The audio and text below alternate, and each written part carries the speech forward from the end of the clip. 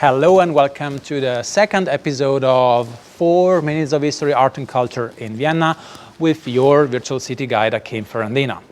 So the second episode is still about the ancient Romans in Vienna. For this reason, we are now passing by these buildings where we had the walls of this Roman fort called Vindobona I've mentioned in the first episode. So we've had the walls there, and on this side we have the castrum, this settlement of people who are offering their duties or their work to the Romans. So the second episode is about the culture of the time, in the time of the Romans, so music, art and entertainment and their gods too. About art, we know that the Romans were making mosaics, for example, so they were using little stones, colored stones, and they used to put them together to a picture. This is a very difficult kind of art, and it's a very durable one. For this reason, we have still some of these mosaics from the ancient times of the Romans too.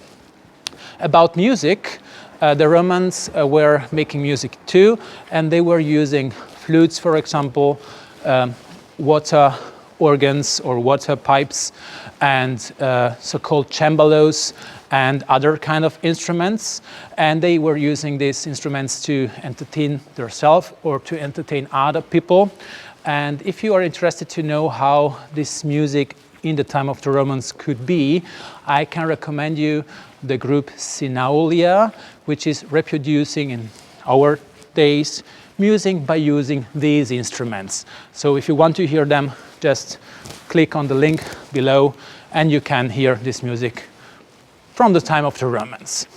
About entertaining and other things, you maybe know the Romans had gods, a lot of them. They had the god Mars, the god of war. They had the god Jupiter, for example, the goddess Venus, who was the goddess of love, and so on and so on. They had the god Bacchus, he was the god of wine. And for these gods, they used to dance for them, they used to make music to bring them, to help them, or to give thanks to them for example, life or for food, and so on and so on. And for this purpose, they had the so-called bacchantes, le baccanti. The bacchantes, I don't know if this is good English word, but they were called after the god Bacchus, baccante, or Vestalia. And they were doing these dances in favor of god Bacchus or in favor of god Cerere, and so on and so on. If you are interested to see these dancers, these women dancing and doing these things, I can recommend you the group Danza Antica from Italy, from Villa d'Ose, close to Rovigo and close to Venice, which is reproducing in nowadays this kind of dances in favor of these gods and in favor of the nature, to give thanks to the sun, which is giving us the life on earth, in favor to the moon, for example. The moon is very, very important for the life on earth, because if we wouldn't have the moon, the earth would not be very stable.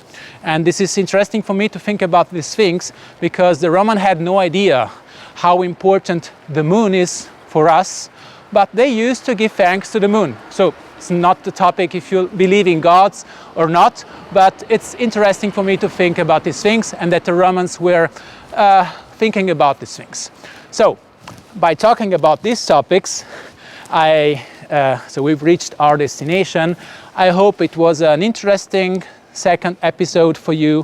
When yes, just leave me a thumb up, and if you want to leave me a few comments below or to ask me questions, feel free.